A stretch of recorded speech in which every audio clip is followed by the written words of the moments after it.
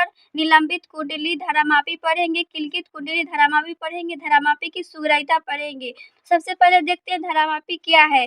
किसी विद्युत परिपथ में अल्प विद्युत धारा के मापने के लिए जिस युक्ति का प्रयोग किया जाता है उसे धारामापी या गैल्वेनोमीटर कहते हैं। इसको बोलते हैं धारामापी। अब अगला है धारामापी का सिद्धांत। यह युक्ति इस सिद्धांत पर कार्य करती है, यदि किसी समान या नियत चुंबकीय क्षेत्र में एक कुंडली रखी जाए और इसमें धारा प्रवाहित की जाए तो कुंडली पर एक बल आघूर्ण कार्य करता है तथा इस बलाघूर्ण का मान कुंडली में प्रवाहित धारा के परिमाण पर निर्भर करता है, अर्थात जितनी ज्यादा धारा प्रवाहित होती है उतना ही अधिक कुंडली पर बलाघूर्ण का मान होता है। इसमें देखते हैं धारामापी के प्रकार। धारामापी का जो होता है वो दो प्रकार का होता है। एक जो होता है वो चल कुंडली धारामापी होता है और दूसरा जो होता है वो चल चुंबक धारामापी होता है।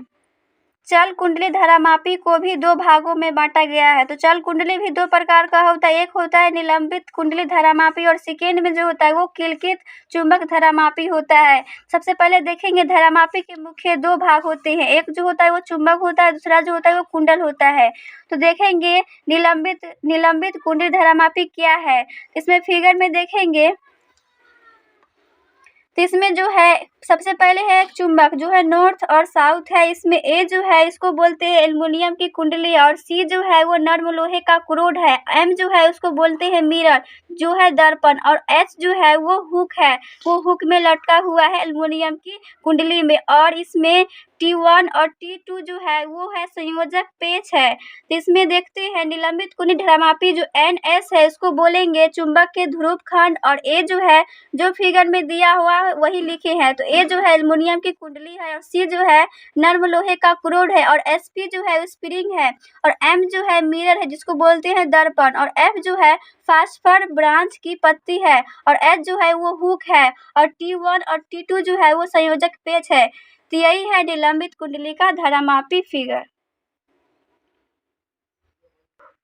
अब अगला है किलकित कुंडली धारामापी। तो फिगर में देखते हैं यहाँ पे NS जो है इसको बोलते हैं चुंबक के ध्रुव खंड और यहाँ पे ए जो है इसको बोलेंगे कुंडली और सी जो है ये नर्म लोहे का क्रोड लगा हुआ है और P1 और P2 जो है इसको बोलेंगे कील जो ये कील से लटका हुआ है और T1 और T2 जो है वो संयोजक पेच है। तो यहाँ पे देखेंगे NS जो है वो चुंबक के ध्रुव खंड है और ए जो है वो कुंडली है और सी जो है इसको बोलेंगे नर्म लोहे का क्रोड और P1 और P2 जो है इसको बोलेंगे कील और P जो है इसको बोलेंगे संकेतक ये इसको बोलते हैं वृत्तीय स्केल और T1 और T2 जो है वो संयोजक पेच है और S1 और S2 जो है वो तार के फेरे है। तो यह किलकित कुंडली का धारामापी का फिगर है।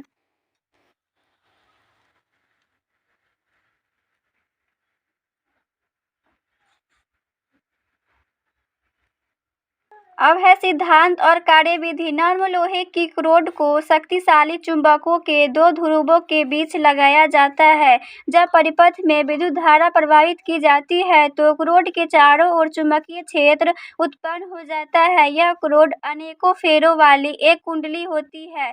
जब कुंडली में I धारा प्रवाहित की जाती है तो कुंडली पर आरोपित बल आघूर्ण, तो बल आघूर्ण को हम टाउ से डिनोट करते हैं। तो इसमें फॉर्मूला जो होगा NIAB होगा, इसको मानेंगे समीकरण। ये टाउ बराबर फॉर्मूला है। मान लो समय अवस्था में ऐंठन का कोण फाई रेडियन है और ऐंठन बल युग्म K हो तो ऐंठन कोण फाई के लिए बल युग्म का आघूर्ण K फाई होगा। तो इसमें टाउ बराबर जो होगा आघूर्ण बराबर K फाई आएगा, इसको मानेंगे समी 2। तो समय अवस्था में विक्षेपण बल युग्म होगा। समी 1 और 2 को जोड़ेंगे तो इसमें आएगा NIAB है और बराबर K फाई है, इसको लेंगे। इसमें I को बराबर करेंगे तो इसमें जो आएगा फार्मूला K फाई बटा NAB निकल के आएगा। तो इसमें अथवा ये भी लिख सकते हैं I बराबर जो आएगा K बटा NAB को लिखते हैं गैल्वेनोमीटर। G बराबर भी फार्मूला होता है तो I बराबर यहाँ पे आया G इंटू फाई। एक ये भी हो सकता है G बराबर K बटा NAB मीटर का फार्मूला निकल के आया। जहाँ g एक नियतांक है जिसे धारामापी नियतांक कहते हैं, अतः I समानुपाती जो हुआ वो फाई का हुआ। तो इस प्रकार कुंडली में प्रवाहित धारा उसमें उत्पन्न विक्षेप के अनुक्रमानुपाती होता है। अगला है धारामापी की सुग्राह्यता। जब किसी धारामापी में अल्प धारा प्रवाहित करने पर अथवा उसके सिरों पर अल्प वोल्टता लगाने पर भी कुंडली में अधिक विक्षेप होता है तो उस धारामापी की सुग्राह्यता अधिक होती है। धारामापी की सुग्राह्यता दो प्रकार का होता है। फर्स्ट जो होता है धारामापी सुग्राह्यता और सेकेंड जो होगा वो वोल्टता सुग्राह्यता होगा। सबसे पहले देखेंगे धारामापी सुग्राह्यता क्या है। किसी धारामापी में एकांक धारामापी में धारा प्रवाहित करने पर उनकी कुंडली में उत्पन्न विक्षेप को उसकी धारा सुग्राह्यता कहते हैं अथवा विक्षेप प्रति एकांक धारा सुग्राह्यता कहते हैं। यदि धारामापी में I धारा प्रवाहित करने पर उसके कुंडली में विक्षेप उत्पन्न विक्षेप थीटा हो तो धारामापी का ऐसा ही होगा थीटा बटा I। तो I धारा में विक्षेप जो होता है वो थीटा होता है तो एकांक में होगा थीटा बटा I। तो यही फार्मूला हुआ I बराबर जो आएगा K बटा NAB इंटू फाई थीटा। तो ऐसा ही बराबर जो आएगा थीटा बटा KI बटा NAB को सेम रखेंगे तो यहाँ पे थीटा से थीटा कटेगा तो ऐसा ही बराबर जो निकल के आएगा NAB बटा K। तो यही है धारा सुग्राह्यता।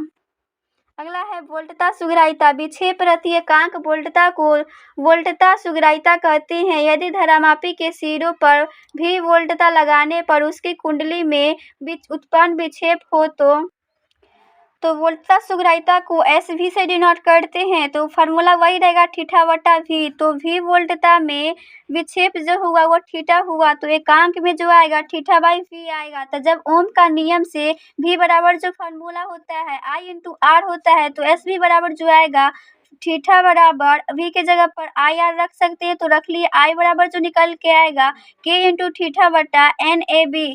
तो यहाँ पे SV बराबर जो आएगा निकल के थीटा बटा R के थीटा बटा NAB। तो इसको थीटा से थीटा कटेगा तो इसमें SV बराबर जो निकल के आएगा फार्मूला N इंटू AB बटा KR। तो यही फार्मूला जो है वोल्टता सुग्राह्यता का है। तो धारामापी की सुग्राह्यता के लिए SI बराबर जो निकल के आएगा फार्मूला NB इंटू A बटा K। तो यही इसका फार्मूला है। अब देखेंगे फर्स्ट में N का मान अधिक होना चाहिए अर्थात कुंडली में फेरों की संख्या अधिक होना चाहिए तो ऐसा ही जो होगा समानुपाती होगा N का। और दूसरा में A का मान अधिक होना चाहिए अर्थात कुंडली का क्षेत्रफल अधिक होना चाहिए तो ऐसा ही समानुपाती जो होगा वो A क्षेत्रफल का होगा। तीसरा में है B का मान अधिक होना चाहिए अर्थात चुंबकीय क्षेत्र का मान अधिक होना चाहिए। इनके लिए शक्तिशाली नाल चुंबक तथा कुंडली के अंदर क्रोड का उपयोग करना चाहिए तो ऐसा ही समानुपाती जो होगा चुंबकीय क्षेत्र B का होगा। अब चौथा में है K का मान कम होना चाहिए अर्थात निलंबन तार या स्प्रिंग की ऐंठन दृढ़ता कम होना चाहिए। इसके लिए फास्ट तार तथा स्प्रिंग का प्रयोग होना चाहिए।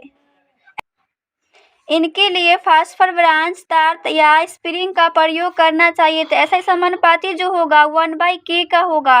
तो यही इसका था धारामापी सुग्राह्यता के लिए इसका नियम था। अब देखेंगे MCQ का फर्स्ट क्वेश्चन है चल कुंडली धारामापी की सुग्राह्यता बढ़ाने के लिए कम करना चाहिए। तो इसमें A नंबर ऑप्शन है चुंबक की प्रबलता और B में है निलंबन तार की मेमोरी गुणांक और C में कुंडली में फेरों की संख्या और D में है कुंडली का क्षेत्रफल। तो धारामापी की सुग्राह्यता बढ़ाने के लिए कम करना चाहिए निलंबन तार की मेमोरी। तो ऑप्शन नंबर जो होगा वो B होगा।